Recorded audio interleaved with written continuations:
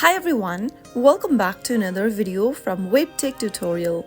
In today's episode, I'm gonna be showing you how to refer a friend in Remitly. So let's go ahead and get started with the video. You can share the joy and earn rewards by referring your friends and family on Remitly. Simply tap open the Remitly application from your app drawer and make sure to log into your account. Once you're signed into your Remitly account, go ahead and tap on the Manage button at the bottom right corner. Inside the Manage tab at the top, tap on Refer Friends. Choose your preferred way to share your link via SMS, email, social media, or any of the options displayed on the screen.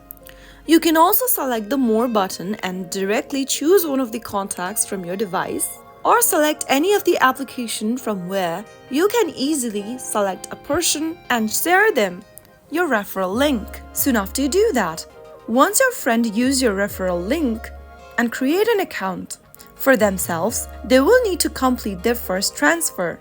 Soon after they do, you and your friends will receive a reward from Remitly. You will see the earned rewards reflected in your Remitly account immediately.